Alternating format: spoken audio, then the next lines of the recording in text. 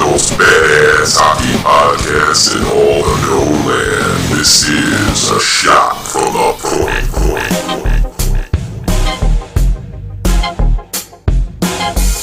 It is May 25th, a shot from the point. This is your host, Tommy C, with my co-host, Dead On Dave.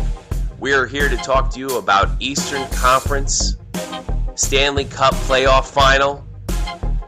The other night, the Devils went up 3-0 in the first period against the New York Rangers. The Rangers seemed all but done, all but finished. It was over. Slowly but surely, they came back, put 3 goals on the board, only to lose with 4 minutes to go. Make it 4-3. Now, tonight, the Rangers face elimination. Not like 1994, where the Messier guarantee took place in New Jersey. Not unlike 1994. This is the game of all games. The Rangers are going to have to find their way. They're going to have to find something deep inside, sort of like the hockey god Pixie Gush that was sprinkled on them in Game 5 that made them, I don't know what.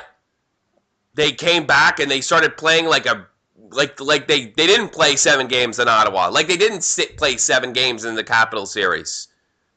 All of a sudden, they played with a lot of heart. And I'm not kidding. I'm not the only one that believes this because Keith Jones said in the second period they played their best period of hockey of the entire Stanley Cup playoffs. I don't know if that's true, but I do know this. We're in a lot of trouble, Dave. Please help me. Holy crap. Wait, I can talk? Yeah, you can. Holy crap. I didn't realize that I could talk on this episode. It's amazing.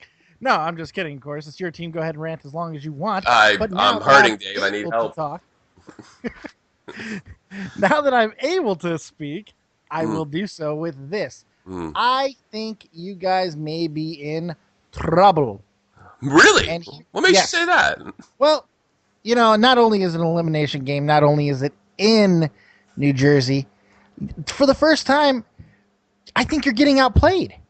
You know, you guys scrap back into that game, but to do so the way you did, scrap back, get back into it, tie it up, all that good stuff, and then lose it the way that it happened at the time that it did. I mean, I don't know if your hearts are going to be able to pick up and get going, and being as physically tired as you already are, this mental drain might be a little too much for you guys to overcome. Now, that being said, I am still, for the sake of my pick, going to be picking the New York Rangers, and I'll be rooting right alongside you, my friend.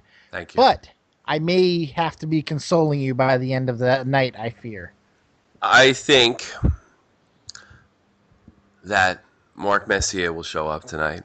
That might be your only chance. I think that he'll go in the Ranger locker room and he'll sprinkle pixie dust on the New York Rangers. And I'm going to say this now because maybe John Tortorella, Callahan, and all those guys don't have it. We will win tonight! We will find a way, I swear! You know why? No. Because we have to. Because I don't know what to do with myself after this. Oh, God. This is horrible. You can root against the Devils in the finals. I suppose I could do that. Hey, quick story. When the Devils went to the finals in 1995, I actually bought a Detroit Red Wings jersey just to piss everybody off, and it really went over well, let me tell you. I'm sure it didn't. Yeah, sure. It went over real well. Here's where I think they have a chance, in all honesty. The Devils had changed their offense. They've added more forechecking to their game to put more pressure on the Rangers to score more goals, to get through the shot blocking that we talked about in prior episodes. Yeah. With the forechecking they've done, they have given up a lot of odd man rushes. Now, that's not really a big deal with the Rangers because there's not a lot of speed in their forwards, so they're not able to take advantage of the odd man rushes. But I did notice in the second period especially, when the Rangers, I don't really know what happened, and I think this is fair to say, they dug really deep. I think it's fair to say that they fought like hell in Game 5. They dug deep and they found a way to tie it up. This was it was really, I mean, even though we lost, it was definitely one of the better games of the whole playoffs. Was the last game, even though it kind of ended without that typical New York storybook ending. I don't know where that came from. I didn't even think it was possible. But if you're going to think things are impossible, tonight is going to be the night that they actually pull it out. Because if they can play like they did in the second and third period, they can beat the Devils. And I've said this before, and I think you agree with me, that on an even keel, assuming it's an even keel, because it's not an even keel because the Rangers have played so many more games than the New Jersey Devils, that they are a better hockey team. And I think, especially the way Ryan Callahan played, because he played spectacular. He blocked shots, he scored goals, he led like a New York Ranger captain needs to. Like any captain needs to. I know. I'm a fan. I'm biased. Sue me. Yeah. Sue me. Here's the thing.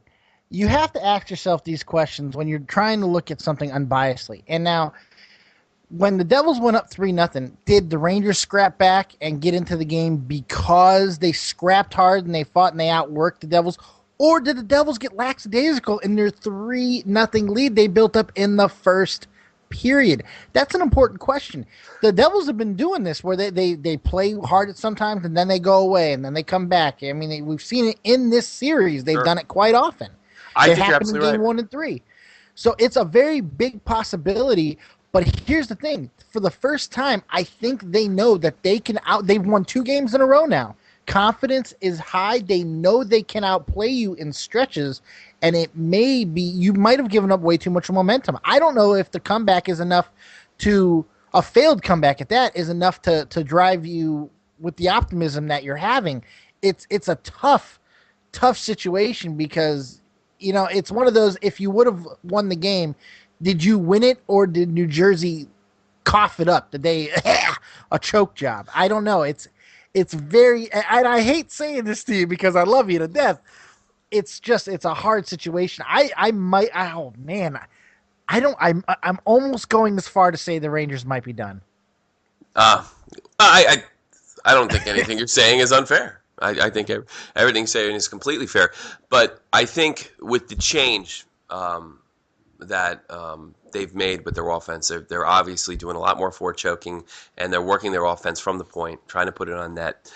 That does create offensive chances for the Rangers. And in some cases, the Rangers have taken advantage of that situation. And basically, to make this really simple, instead of sounding like an asshole sportscaster, I'm going to say this. What the Devils have to do to beat the Rangers, and it works, they do have to put holes in their defense to do it. It's a gamble. It's a risk. And if the Rangers can take advantage of that, which they were able to do in Game 5, and you saw, like when Del Zotto scored in Game 4, what the risk that the Devils put themselves out when they run this new offensive system against the Rangers, which has been effective. There's no doubt about it. They've won 2 games in a row. There's no doubt about it. But you have seen the odd man rushes. You didn't see any odd man rushes in the Ottawa series. You didn't see any odd man rushes or not. True. Yeah. So I think I guess if there's hope, there's a prayer. That's what the Rangers have to take advantage of. The other thing that did impress me about the Rangers, when they dropped 3 goals, they looked all but dead. Lundqvist looked awful. The whole team looked awful. Everything. I'm not going to jump on Lundqvist. It wasn't just him. Certainly it wasn't him. He's played spectacular. But and I'm sure being lackadaisical had something to do with it. But I think if the Rangers can get that heart that they did in the second period, when after it seemed to be all uphill when Pruss scored that goal, that incredible goal that I'm sure he was even surprised to this day that he ever scored. Yeah, it was a nice goal. Yeah, it was just nice I don't know what it was, and he doesn't have the type of talent. I mean, we talked about Pruss being out of the lineup in Game 4 and how that may have affected the Rangers. No way at any time did I think that it would affect them offensively. I thought it would affect them defensively, which is a big part of their game. Pruss and a lot of these other guys, especially Callahan, they had a lot of heart, and they pushed towards the net, and they were able to tie it up. And maybe the Devils got too cocky. Maybe they got too out of line. If they're able to take advantage of that, they can win.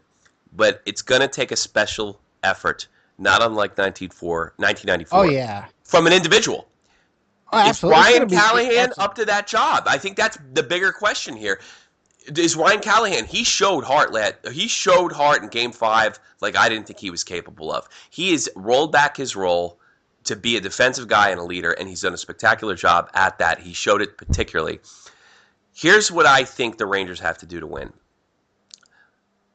They have to score more goals. That's yeah. Well, yeah. That's what Pierre McGuire sent me an email. He says, Pierre McGuire. Yeah. It's not Lundqvist. It's Kreider.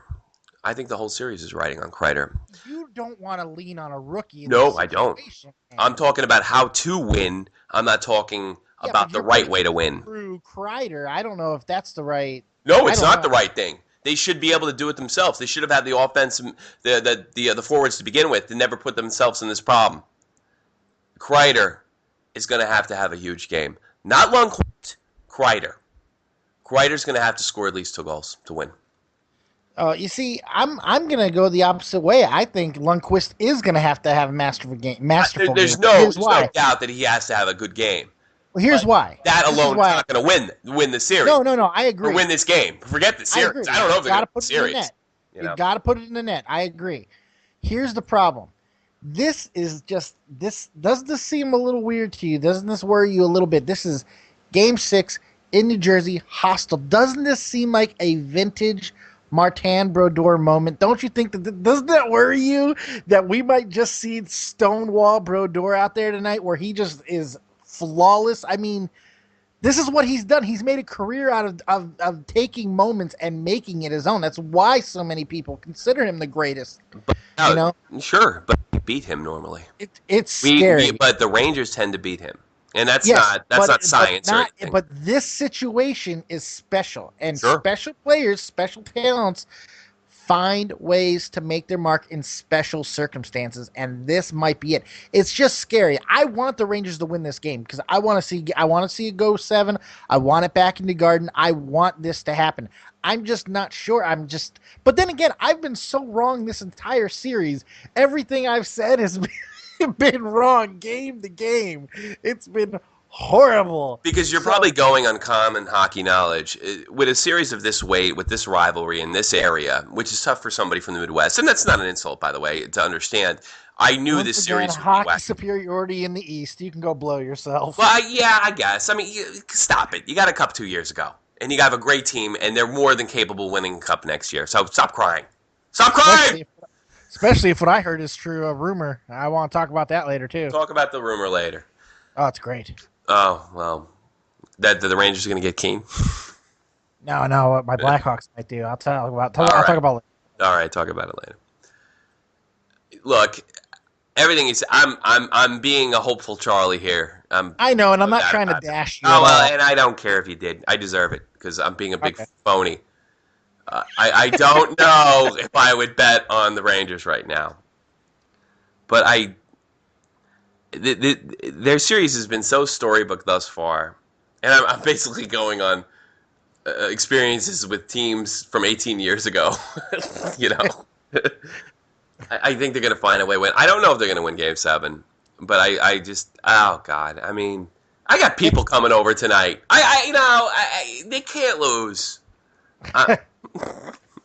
They can't lose. I got people coming over tonight. I paid $60. Or was it $90? I don't even know what I paid. Well, my girlfriend got it. I got Game Center.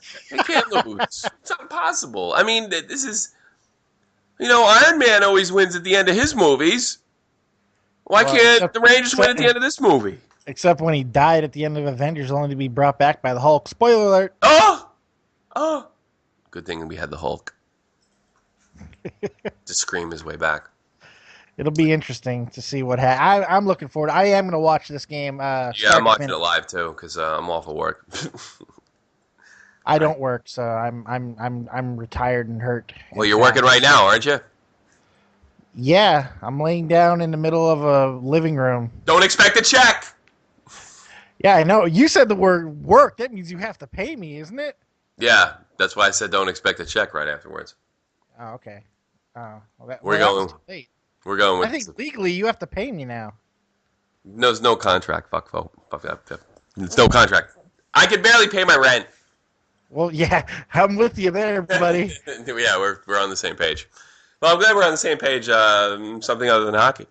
Yeah, right. Let's talk about the LA Kings a little bit. Really, we want to talk about the LA Kings. No, I just can't think of anything else to talk about. I don't want to talk. I have no interest in talking about the LA Kings. I think the LA Kings are gonna win. Well, let's talk about something in reference to the LA Kings then. What would that be? I think you know what that would be. Since we're running low on the Ranger comments, Sure. let's go ahead and talk about something that Mr. Mike Smith talked about. Mike Smith, you mean the greatest goaltender?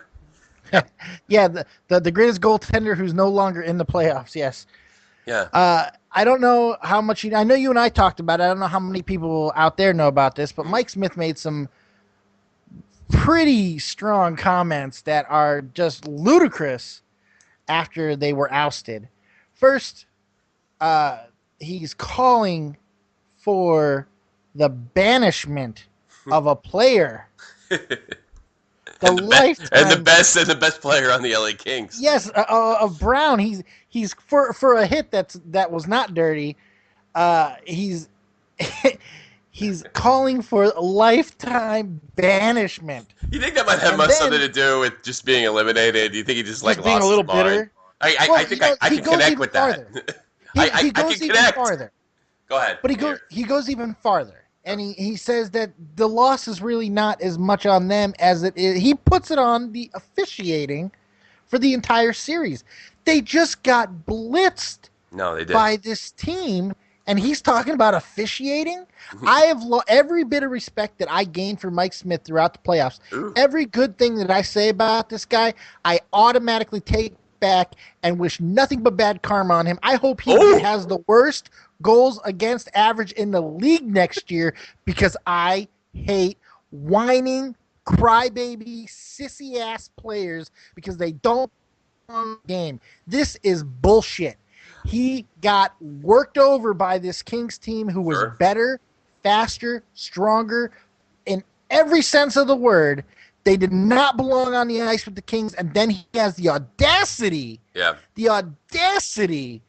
to what balls on this guy to not only call for the ban, but then blame referees, people who do not affect the outcome. And by the way, the referees in the NHL are the best officiating in crew sports. In all of sports. I'm glad you said that because I have been suffering through FIFA referees here in Europe for the last 7 years, and they're so corrupt, it's ridiculous. It's offensive. It's a cartel over there. Oh. And you see these, and I used to complain about NHL referees a lot more until I came to Europe and I saw what crookedness could be. Those guys do the best they can under difficult circumstances, under a much more difficult game to call.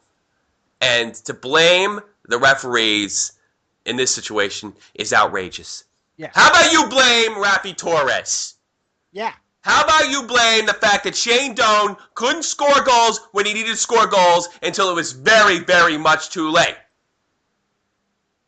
I got 2 goals in Game 4. So what? You're still eliminated.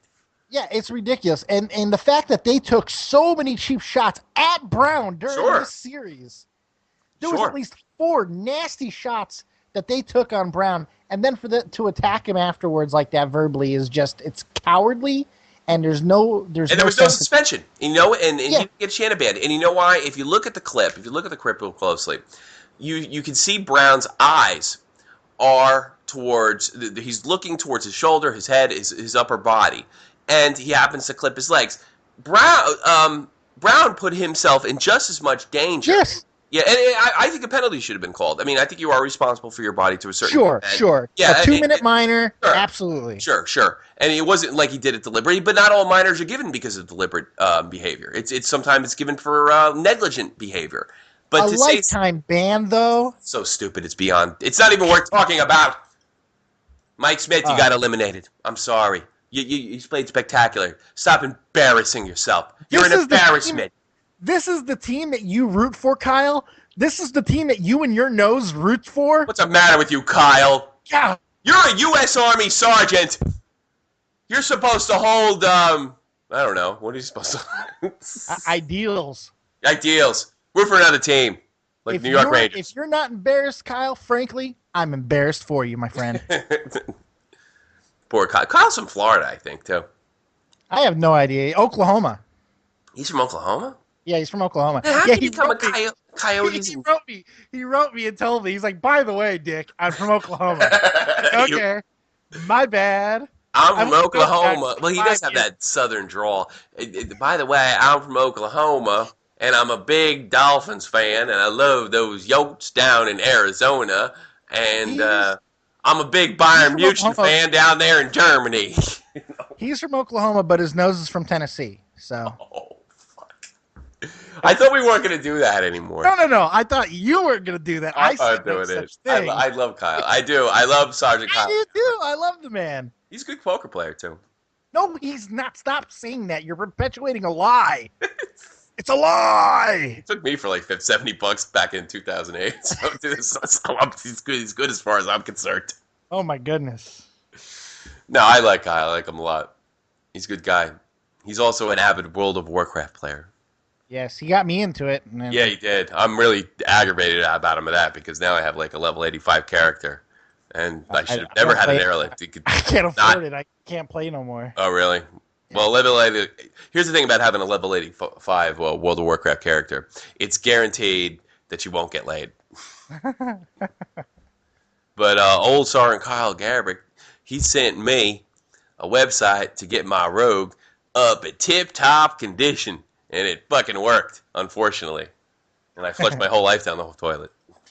I love the fact that you're coming into the geek world with me now. No. I love it. No, I'm not. Oh, dude, shut up. You're talking about WoW. You're a nerd, my friend. I was a nerd way before, but I'm a different kind of I know. nerd. You try to hide it. You Yes. need to embrace it. Don't tell anybody. You just told the world. No, I didn't. Well, you just told our 7 listeners. You're forgetting that I can edit this shit. But that would be disingenuous to our fans. Sure it would. Fuck them. Screw you! Why are you wasting your time listening to this horse shit from 2 unprofessional asses? Yeah. Not asses, aces. Asses. Aces. Like they say in Staten Island. They don't say whore in Staten Island. They say whore. Whore. Yeah, you get that. Whore. Yo, I was talking to Stephanie the other day, and she blew me off. So now I think she's a whore. She's a whore. I grew up with that. I love it. What a whore. I tried to buy a birthday present, and the whore didn't even take it. The whore. You know who taught me to talk like that? I know, and this guy name is, I forgot his name. He's at an Irish lady. He was from Staten Island. He's trying to get in the New York Fire Department. His name was O'Mahony, and he was a great guy, and he was fun to drink with. But he always said, whore. He couldn't say it. It was funny. There's And you know what? Every woman that wasn't his mother was a whore. At least he didn't like try to, separate them by categories, His mom and then whores. You are whore level 85 and wow. It makes the world a lot easier to sort out when you do that, though. I'm sure. Yeah. Thanks, make me. Yeah, we've cursed too much, by the way. A little bit. My family, if they ever actually start to listen to this, they're going to be humiliated by Mortified. my behavior. Mortified by my behavior. I'm embarrassed by you, and I love you. Hey, Dad, I have a podcast. That's great, son. I can't get my mom to listen either, so don't feel bad. Well, I'm sorry for Mike Smith and his outbursts, but I think it has more to do with the fact that he was eliminated and the fact that he may have run into a future dynasty. Look at it that way, Mike. This might not be the last Stanley Cup these guys win. No. Dustin Brown is obviously an underrated hockey player. It's becoming quite not obvious. Anymore. Well, no, sure, but he did it when it counted. He did it when the whole world's take watching. Notice of him next year because Mike Brown is amazing. I'd love to have him in a Hawks Dustin, uniform. I'm sorry, not Mike Brown. Dustin Brown. Dustin. Oh yeah, excuse me. Yeah. Dustin. He definitely had hippie parents if he's named Dustin. What kind of name is that anyway? I don't know. Like Dustin Rhodes, the people's the American Dream. Yeah, that's Dusty. His son is Dustin. That's right. Dustin. Yeah, that was brilliant. That's his son. I know I'll name him Cody. Dustin because my name's Dusty. Dusty, E and N, I guess. I don't know. I think it goes for. I don't think that Dusty Rhodes created the name Dustin, though. He is the American Dream. He is the American dream. For a fat guy in spandex, that's my driving force in life. That's what I want to see. Spandex polka dots. Yes, that was Yellow phenomenal. polka dots. I like that. I love. Oh man, he was entertaining as hell. Him and the Four Horsemen is the reason why I started watching wrestling like seriously in the '80s. Yeah, and when I was a kid, I was a real little kid. But I remember the defining moment that got me into wrestling is when the Four Horsemen broke Dusty Rhodes' arm. Did they really? Oh God, it was awesome. Yeah, they attacked. See, I didn't have like NWA or WCW. I only had WWF because they're like not just north of where I grew up. So I think that there was still sort of territory issues back then. Yeah, it was great. They jumped him in a parking lot and broke his arm. It was fantastic. Who were the Four Horsemen back then, by the way? At that time, it was Ole and Arn Anderson. Mm-hmm. It was Ric Flair, of course, the Man, and Tully Blanchard. That was the four that at the time. That was before Barry Windham. That was before when Sting got in. And, of course, it was long before the later ensemble of Chris Benoit, Steve Mongo McMichael, and Dean Malenko. That was in the 90s. I can name all the Four Horsemen that's ever been in, and believe me, there's a lot. From Ric Flair to Mike Rotundo, the Four Horsemen have had a lot of members. Sure. Yeah, but one constant's always been there, and that's the manager, J.J. Dillon, one of my favorite managers of all time. J.J. Dillon.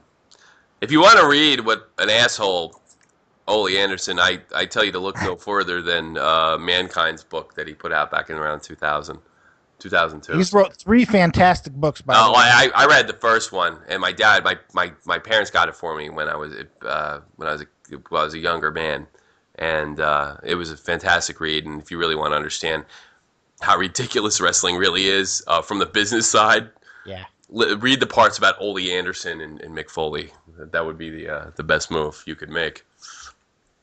I highly recommend all 3 of his books because he is a phenomenal writer. He really is. Well, he was educated. He had a college degree when he went to wrestling, which is unusual. Smart kid, a smart guy. Sure. And he's older than us, man. A lot older. Oh yeah, I know. Smart guy. He grew up a fan. He sacrificed. He sacrificed his ear for wrestling. Yeah, he had it ripped off in Germany. You didn't know about that? Yeah, I did. I read it in the book. Yeah, you read the book, of course. Yeah, read the book. Yes, I did know he lost an ear. And, well, that's what you get when you could have had a normal life in Long Island and decided to be a professional wrestler. Yeah, you can't help what you have passion for. Sure. So. All right, let me get something. Devil's Reign. Play the LA Kings. What is your I would say pre-pick? And either of these teams get into the final. You're probably taking LA. I just want to know in how many games. And this is not. I'm not holding you to this. I'm not holding to this. I'm just saying off the top of your head. This is hard. If it's the Devils, I'm gonna say Kings in 5. Yeah. If it's the Rangers, I don't know why. I don't know why I'm saying this. Yes, just a feeling. Rangers in 7. It's really. I you got to have a rational explanation for that. I have no rational explanation. I just. You know what? I do have one. Yeah. The Rangers are much, much bigger than the Kings. No, I didn't think of that. That's a good point. When you look at, it was something I looked at a while ago when I was thinking about this possible matchup. I think physicality goes to the Rangers, and I'm still not sure if the Kings have been, even though they got sucker punched in the mouth by the Coyotes, sure. I don't know if they've really been physically battered the way that Big Blue can do to them. Sure. So you talk about matchups, and I don't want to get to. I just want to end this right now because I don't want to talk like the Rangers are in the final because certainly they're facing elimination tonight. I know. I'm about matchups before, and it has crossed my mind: would the Ranger matchup be more difficult than a Devil matchup? Absolutely. Absolutely. It does what it does. It does make me think. I'm not committing either way because there's a lot of problems with this New York Ranger team as far as being Stanley Cup champion. They're a great team, but we're playing for all the marbles here. And I'm a New York sports fan, and I don't accept anything but number 1. It wouldn't surprise me though if the Kings come out and run over either team. I mean, it just wouldn't. At this point, anything the Kings do won't surprise me. Because the rational side of my brain wants to say they can't possibly keep up what they're doing. The other side of my brain is saying, what the hell? What more do you need to see? There's the proof. So it's a tough one. Sure, there has been teams that have snuck in 8th seeds, low seeds. I think, if I'm not mistaken, the Vancouver Canucks, and I keep going back to 1994 because there's so much parallels between, not parallels in the type of team they are, but the parallels in the way they've got there. The Vancouver Canucks, 1994 Vancouver Canucks, they, if I'm not mistaken, and if I am mistaken, I admit it, I'm not Pierre Maguire. I don't know everything. Pierre Maguire. I don't know Pierre Maguire. I don't know everything. But I'm pretty sure they played 3 Game 7s before they lost to the Rangers in Game 7 that year. I'm pretty sure. Are you there? Yeah, I'm here. It's going to be excitement. I'm excited. I'm super excited. And I'm also terribly drunk throughout this entire episode, by the way. Yeah, I missed that last one. I broke up on you, I think, a little bit. Did you? Well, yeah, we're looking like we're getting internet issues. Oh, but I'm terribly drunk. I'm terribly drunk because I'm in pain. I'm in a lot of pain. You're in pain. Yeah. You're in a glass box of emotion. You got anything in the news, buddy? I got some great things in the news. First and foremost, I want to give a shout out to the Miami Heat. They were able to steal a series from the Pacers, and I want to say shame on you, Indianapolis. Shame on you, Indiana Pacers. What the hell? You had this series, Bosch was out, and you pissed off a giant in LeBron James, and you lost embarrassingly, and I hope your franchise suffers for it next year because you had the chance to just make everybody happy. Oh, yeah. Oh, God, and you didn't take it. So see you later. Go home. Other basketball news real quick. Jerry Sloan is in talks with the Charlotte Bobcats to become the next coach for Michael Jordan over there. That would be huge for that franchise because Jerry Sloan is a legend. Legend. Who's Jerry Sloan? Oh, God. Utah Jazz head coach. Did he have Stockton and Malone? He did have Stockton and Malone. Where's he been? He retired. No, he's going to come back. Yeah, looks like he's going to come back. More than likely. I hope it's not a Mike Ditka comeback. No, that would have to be so catastrophic. He'd have to come back and give up his entire draft for a head case player who would later be bounced out of the league on 2 separate occasions. Yeah. But that won't happen. Jerry Sloan is a great basketball guy, and he's not an eccentric like Mike Ditka was. So I like Mike Ditka. I love Mike. I love sure. Mike Ditka. I like Mike Ditka. Other news. Because he's insane. I got a great one. Sure. Got a great one. I'm very excited about this. Some movie news here. Sure. One of my favorite movies and one of the greatest horror movies ever made is being remade. What's that? And if it's done right, it could be great. I don't know if it will. The timing from a marketing standpoint is now because all these movies are coming out. The Exorcist is going to be remade. There's not a lot of details. It's still very preliminary. With all these movies that have come out recently, the Paranormal Activities, the Devil Inside, the Exorcism of Emily Rose, Last Exorcism, all these movies, but they all started here. The power of price compels me to go see this new Exorcist movie. I'm very excited about it because if it is done correctly, it could be great. I got some knowledge to drop on your ass. Yeah. That Exorcist of Emily Rose, that has nothing to do with the Exorcist series. I know that. I wasn't saying but it was. Has something to do with something that me and you are about a 40-minute drive from. The Exorcist of Emily Rose is an Americanized version of an actual event that happened in 1976. Yes. In Aschaffenburg, Germany, by a woman named Angelise Michel. See how smart I am? Very, everything you said is 100% accurate. I know, because I read the Angelise Michel book. Yes. It's the anniversary's coming up, and I'm actually this is going to be weird for a shot from the point. There are Catholics in Germany, which Catholics are a minority in Germany, that actually do some kind of pilgrimage, for lack of a better word, for Angelise every year, and they walk to her grove. And I'm actually thinking about taking a bus over there and seeing what's going on. That'd be interesting. I'm very connected to the Exorcism of Emily Rose. or Angelise Michelle, or what have you. And if anybody's interested, what you can do is you can check on, if you can spell Angelise, which I can't, in Google, and you can listen to some of the audio tapes. Some of them are translated if they're in YouTube or something. And Be warned, though. It's some wild. Are very wild and graphic. It's wild, man. And they're hard to listen to. And if I had to, well, no. What year did The Exorcist come out? The original. 76. 76. Oh, geez, it was the same year. Isn't that bizarre? That is a little bizarre. How groundbreaking of a movie was that in 1976?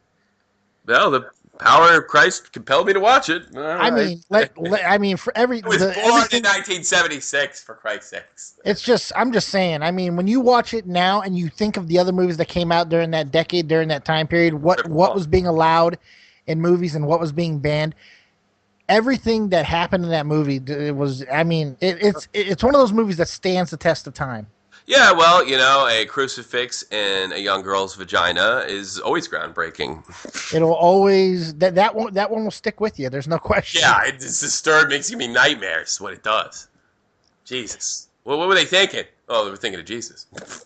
I just wanted to feel him inside me. That sounds like. Oh, don't get too graphic. It's a family show. Oh yeah, Manson family. Yeah, well. Because I don't prepare for the show and you do, they're looking into, I don't know who they are, but there must be somebody. They're looking into more victims that apparently popped up in the Manson family murders, and that has just been reported within the last 3 hours or so. The phone. Who's that? I'm sorry. That was unavoidable. What happened? There's a phone call, and I had to yell at my daughter to go get it. I apologize, everyone out there.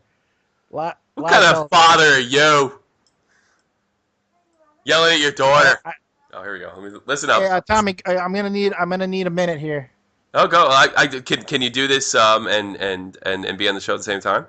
Yeah, I'm just gonna need you to take a second and take the reins because I gotta take this phone call. Okay, take the phone call. Hey, this is Tommy Callahan. Oh, well, Tommy C. I don't want my name to sound too ethnic. From a shot from the point, we are at the news portion after we talked about the very scary situation with the New York Rangers facing elimination tonight in New Jersey. I'm going to go over the news here for you right now. Okay, I'm back. Great, because I was really blowing it. I'm so sorry. What else you got, by the way? Because you scared me because I'm incompetent. I've got one more. Well, I could go on, but actually I do got two more things. But one more is another movie, and I'm excited about it. I don't know if you've heard about it. It's historical. And I think that we're going to have a better understanding of a major character in history because I think this movie is going to shed light on who someone really was. Yeah. The movie is called Abraham Lincoln, Vampire Hunter. I thought that already came out because I bought the book for my girlfriend yesterday. Not yet. I bought the book yesterday for my girlfriend. I'm not even joking. Yeah. No joke. Absolutely true. What's a book? A book. It's I don't know, it's filled with like big words. Made out of trees, right? Papers and yeah, it's terrible for the environment. Holy crap. But I bought that book, but I have no idea what it's about because I would never read anything that ridiculous. Go ahead, Dave. Wait, you don't know what Abraham Lincoln Vampire Hunter's about? Well, let's look into this a little. Could it be about Abraham Lincoln being a vampire hunter? Holy shit, you got it! Jesus Christ, I'm on my game today. This is a spectacular show. A new trailer is out, and it's phenomenal. Okay, it's phenomenal. Sure. The last story I have for you guys today is the Major League Baseball draft is coming up on June 4th. And by far, it is the least hyped of all the drafts. Why is that? Because they have different types of drafts. They have Rule 4, Rule 5 drafts. And they do it in the middle of the season, unlike other leagues do. I didn't know that. I honestly didn't know that. I didn't know they did. Yeah, they do it. They do it in the middle of the season. But you're right. I don't know anything about it, so it couldn't be too hyped. Because they've been trying the last couple of years to get more high profile. Yeah. Well, with all the talk of these young stars that are coming up, like Bryce Harper and all these young, athletic, crazy kids that are out there, there is a kid by the name of Byron Buxton. Okay. And this kid, he's 6'3", 180 pounds. He's Is not he a superhero? Byron Buxton. You know what? This kid might be a superhero. They are comparing him athletically. Athletically, they're comparing him to Bo Jackson. That's He something. is. That is athletically. I think there's only one other name that you can be compared to athletically that carries more weight, and that's Jim Thorpe. Yeah, well, yeah. I was thinking Jim Thorpe, but I didn't know if you knew who he was. Of course, come on, man. Seriously? I don't know, man. I'm a The dick. greatest athlete that maybe Sure. modern I era heard he has played mean ever- shufflepuck or shuffleboard or whatever it was called. I mean, Jim Thorpe was. Oh, come Sure, on now. sure. And he played But like one game of minor league baseball, and they took all his awards away or some crazy Yeah. shit like that. Yeah, because Well, he was this kid- Indian. Because he was an Indian. That's why. Yeah. And he drank too much. Yeah. Well, this kid's putting up numbers. Yeah. His time out of the batter's box from home to first base is 3.89 seconds, which ties Holy crap! Bo Jackson for the fastest time ever recorded. And that was like 20 some odd years ago. God, Yes, in it's third. been a long time. Yeah. This kid has been stories about what he does is amazing. There's a story. He's a high school. He was all-state high school as a receiver, a quarterback, and a defensive end. He has thrown on a one hop. He has thrown a football 82 yards in practice. He's done it consistently. He's an outfielder, but he pitches every fifth day for his high school team. And at 18 years old, he is touching 99 miles an hour on the radar gun. Jesus. But the most impressive story that I've heard about Byron Buxton. I love the name. What is his ethnicity? And not that it matters. I just want to get a picture in my head what he looks like. You know, I honestly, You don't know? I'm not sure because I haven't seen a picture of him. But I believe He's not Caucasian or Hispanic or I believe he's African American. Yeah, he's African American. Okay. I just want to say so. And he's big. He's tall guy. He's 6'3", but he's only $180. Yeah, let's go. You know what? I can connect with that. I was 6'1", $150 when I graduated. He's going to grow into his body. No, he could very well grow into his body. I mean, he sounds like a scary, scary athlete. If he has. Well, if you're scared now, listen to this story. You know what a sacrifice fly is, right? Of course. If you do not know what a sacrifice fly is, it is when you hit the ball up into the air, into the outfield, and you allow, after the out is recorded, the player on second or third, sometimes it's happened from first to second, but that's really rare. But second, third can do something called tagging up and advance to the next base if they can get there before the ball meets them and tags them out. For all you baseball unknowledgeable cats. Yeah. Go ahead. Traditionally, you can score from third relative if it's deep enough, you could score with ease. This guy has scored on a sacrifice fly from second base. What? I don't even know how that's humanly possible. It's just like April's past, so it's not like an April Fool's joke. No, this story is from Sports Illustrated.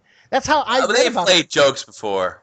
Yeah, but this is real. This Really? is not fake. Yeah. Byron Buxton. It I'm looks really. like You know what, Dave? I normally don't listen to you do the show, but I'm going to check this guy out. Yeah, I would definitely do that. The Houston Astros have the number 1 pick.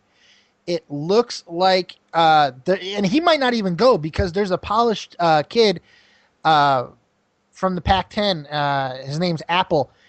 He's 6'5". He's a pitcher. He's dominant, Sure. and he's probably going to go number 1.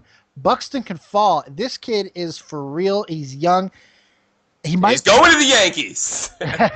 Well, the Yankees don't have the pick to get him, unfortunately. He's going to go top 5. Yeah. So just remember this name in the next couple of years because you're going to hear a lot about Sure. him because athletically, I don't know if there's an athlete since Bo Jackson that can match what he's capable of doing. Well, we did. Bo Jackson's not a Hall of Famer either, but If you wouldn't have got hurt, he'd be a dual sport. I'm pretty sure he would have been. I have a story about Bo Jackson. There's a lot of stories about Bo Jackson. Well, I have one, and it's a sad story though. God, I don't know what year it was. Whenever after Camden, I think it was like his second year at Camden Yards. So I think we're talking 94, maybe like that. Camden Yards, Baltimore. He played for the Angels towards the end, correct? Yes, Okay. very, very briefly. Okay, very briefly. And he was playing, I want to say left field at that time. And, me and my brother were all because it's, early 90s, we're coming out of the 80s. And Bo Jackson was the man. He had the Bo Knows commercial. Yeah. Even in, he was mentioned in a lot rap and hip hop songs, like the great hip hop song Scenario. By the way, I'm a huge hip hop fan and hard rock fan. And because Bo knows this, what? And Bo knows that, what? And Bo don't know Jack, because Bo can't rap. But anyway, I don't know if you remember that. I do. Yeah, good, because you make me feel younger when you say that. But I was talking about Bo Jackson, wasn't I? But anyway, me and my brother, we were very interested in Bo Jackson. My parents were in Baltimore for whatever reason, and it's only I don't know, like a 3-hour drive down 95. And they walked up and they got us 2 tickets for Camden Yards, which is a fantastic ballpark, and it was rebuilt to be like a classic ballpark. They had those guys in those like 1920s hats singing "Take Me Out to the Ball Game," and there was Cracker Jacks and peanuts and all that good stuff that makes baseball so great. And we were there because we really wanted to see Bo Jackson, and we watched him come out of the dugout, and he was limping. Yeah, and it was really hard to watch. It was really hard to watch. Just such a great athlete, and you could see this is what impresses me about athletics is the heart. He didn't belong out there. You know, he could have got hurt, even more hurt than he already was. But you know, he was an athlete to the end. And I if I'm not mistaken, he did retire that year. I got to check that out actually on Wikipedia. But what a great heart Bo Jackson had, and I'm glad I got to see him, even though he was a shell. And he was I don't even know if he was 30 years old at that point. It's so sad. You know, it really does hold true. A star that burns twice as bright does burn twice as fast. Sure. And, well, you know what they said back when I was a kid? If you play football and baseball, you're going to get hurt, and that's kind of what happened. What's his name? Deion Sanders got away with it, but he was a special teams guy. Deion had turf toe. That was... don't even... You know, I can't stand Deion Sanders because he's the biggest... He's a good special teams guy. You got to give him that. He had alligator arms. He muffed so many punts. The biggest pussy and one of the most overrated players. Alligator arms, yes. I never heard that expression. He just overrated as a player, and how he got to how he's a football Hall of Famer. I'm sorry. He won a bunch of championships. That's how. His team. Football is not an individual sport. No, it certainly isn't. And I'm just not a Deion guy. I can't stand hearing him talking. I don't like him on TV. I don't. He's such a hypocrite. He's so full of shit. Because he was a Yankee? But not only that. Well, he was a Red. He was a Cowboy. Sure. You know. Yeah, that kind of makes it rough. The only guy in history that was a Dallas Cowboy and a New York Yankee, the most two hated teams in American history. If those teams belonged in the Star Wars universe, they'd both be owned by the friggin' Empire. Okay? I got one more story. Did you hear about this rumor? No, go ahead. Real quick, because we got to do plugs. It's only rumored, but oh my goodness, the Steinbrenners are rumored to be thinking about selling the Yankees. No! Yeah. Kidding me. Yeah, I'm nervous about that. I got to be honest with you. If you told me that 30 years ago or 20 years ago, I'd be like, good. But, you know, the thing about George, and the Rangers probably would have won more championships, or the Rangers, the Yankees probably would have won more championships if it wasn't for George. But George was a Yankee fan, and George poured a lot of money in the team. He just didn't understand baseball. He didn't understand the way athletics work, but he was a fan, and he did everything he could for that team. That was his heart and soul. And he was in a lot of other things besides Yankee baseball. Yeah. And to hear that it's leaving the Steinbrenner family, which would have been a joy. It would have been a joy 20 years ago. Get rid of this guy. He's ruining our teams. When I was a kid, we had Dave Winfield and Don Mattingly and Reggie Jackson, and we couldn't beat Boston. And to hear that it's leaving, now I'm a little scared because I look at other, like the Blackhawks owner, where the hell is his name, or some of these other owners that are just looking to sell T-shirts or hockey jerseys or baseball jerseys. You can't say that about George. He tried to win every single year. So to find out that it might be leaving his hands, even though God rest his soul. Yeah. Well, it's his money grubbing kids. Are they money grubbing kids? My brother might have something to say about that. It's his money grubbing kids because the Dodgers sold for damn near $2 billion. Ooh. Billion with a B. They think the Yankees are worth $4 billion. You think Zuckerberg might buy the Yankees? You mean future overlord Zuckerberg? Yeah, if he is the overlord. But then again, this IPO ain't doing so damn good, is it? No, but you got to figure it's gonna rebound. I don't think so. I think he's going to jail. I don't think he's going to go to jail. He's going to jail. Oh, boy. No. I don't think he's going to go to jail. We'll see what happens. It's gonna But be they're really thinking about selling the Yankees. I'm uncomfortable. I don't want to cause hysteria. They've already denied the rumor. It's just rumblings have started to come out of the camp. That's all. How much do you think the New York Yankees would go? I mean, we're talking about a team. We're not talking. Like I just said, forget American sports. They're up there with Manchester United, Liverpool, all the biggest world sports franchise. They're in that category. How much does the New York Yankees go for? Well, that's what they're talking about because the Dodgers just sold for $2 billion. So it's got to be like 6 or 7. Well, no, it won't go for more than 4, if that. I'm thinking the Yankees will sell for about $3 billion, maybe 3.5. God, can you imagine? You've got to think about how much money that is. Oh, no, I can't. It's like the size of the sun. I can't. We're talking billion with a B. Can't picture it. I got to be honest with you. I can't picture it. Yeah, it's a ludicrous amount of money. I don't know if anyone should be that rich, but it's his money-grubbing kids, and who don't know the game of baseball, by the way. They know less about baseball than George did. That's impossible. No, it's not. I don't like these kids. I really don't. Really? Don't like them. Don't like them. Don't like them. Don't like them. Because if anybody didn't see and the Yankees are holding their own. They're doing what they can, but you can't win a championship with a bunch of 38-year-old players. Oh, no doubt. I think that's going to change pretty soon, though. Now, granted, Derek Jeter is having an incredible where did that come from? Wow. Yeah. And now A-Rod's starting to get hot. What happened to Rivera is just tragic and sad. I feel bad. Hearing that from a Chicago guy makes me feel warm inside. He's the greatest closer ever. Oh, thank you. Thank you. I've never had that argument, but I never want to either. I think he's definitely the greatest, maybe even the greatest playoff pitcher I've ever seen. Sure. Thank you. I'm very proud of what Mariano Rivera has done for New York Yankees. And he did it the right way. Sure. And he's not a scumbag. No.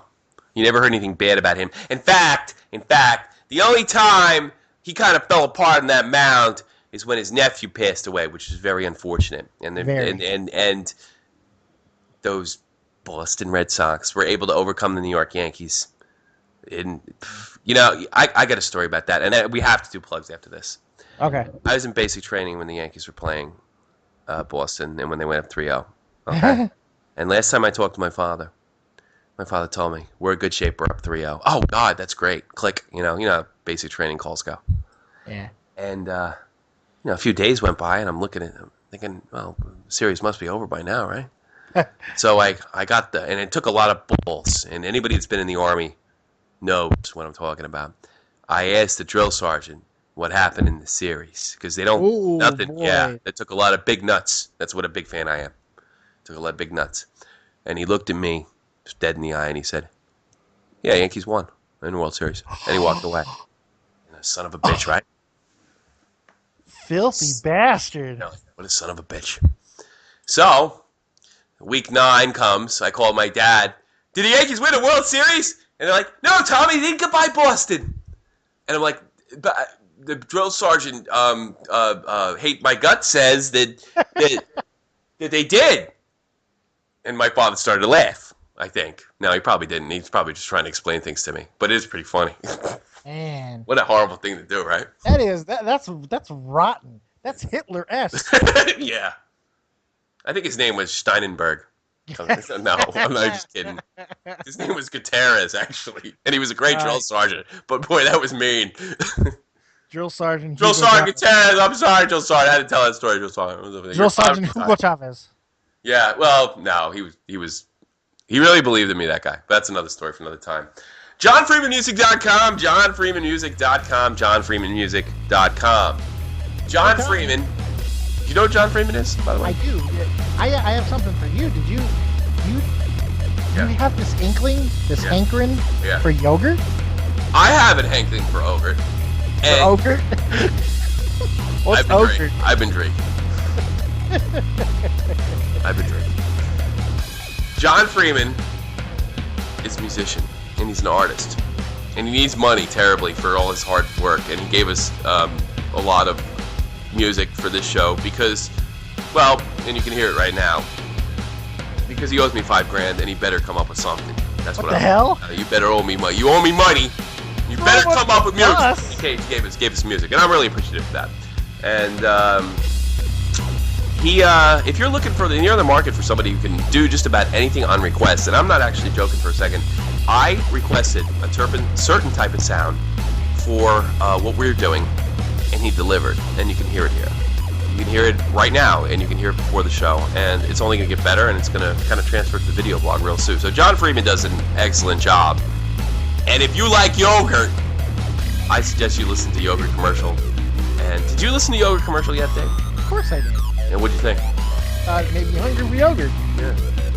That's some damn good yogurt, isn't it? I love yogurt. I didn't for a while, but now I do. Well, now I do, because I listen to JohnFreemanMusic.com, and so should you. So I agree with that. Listen to me. JohnFreeman.com. What do you got, Dave? Well, let's see. I got my show over on Podbean, This Guy's Take on It, where I'm in the midst of counting down the greatest, well, not even counting down, the 10 greatest movies of all time in no particular order, and it's my list. It's not TCM. It's not any bullcrap IMDb, BD, suck my balls crap that you see on the internet. You will not see Casablanca on this list. You will not see Sound of Music on this list. You will not see these movies that are constantly being pandered to the public. That what about Citizen Kane? No. No. No, sir. Rosebud, my ass. Not seeing it. That's it. Okay. And so we got that going on, which is great. Having a lot of fun with that. Please check it out. You can follow me on Twitter at David W. Van Cura. I'm finally getting some real human followers, and we're having some fun. And if I get enough going, I got a really cool giveaway idea from somebody who possibly might be sponsoring my show in the near future. Lawrence Taylor's Super Bowl ring. Charlie Sheen, the new owner. Yeah. Charlie Sheen, the new owner of Lawrence Taylor's Super Bowl ring. We'll talk more about that. You see my picture on Facebook? The what? Everybody says I look like Charlie Sheen's which a show that I've only seen twice.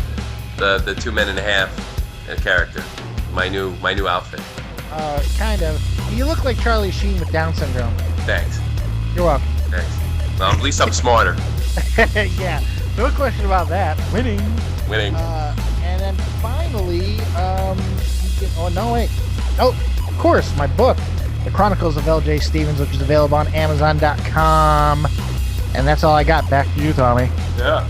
That's all you got? What about your brother, you jerk off? Oh, yeah. Oh, yeah, fucking microphone. Yes, my wonderful, wonderful brother who provided me with this fantastic microphone you are hearing me speak through this evening, day, whatever the hell it is where you're listening.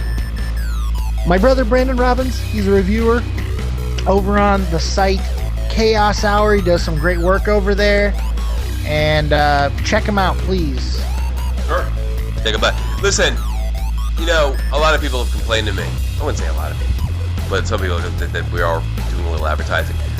All these people that we mentioned are helping directly with our show. Yes. Whether it's even shares or like music, like with John, and with a microphone, which is really appreciated. I think that's fantastic. I give the best to your brother, even though I've never met him. And that's how it grows, and that's how it goes. And we encourage, like I said, advice, criticism, participation. But this is what we have to do.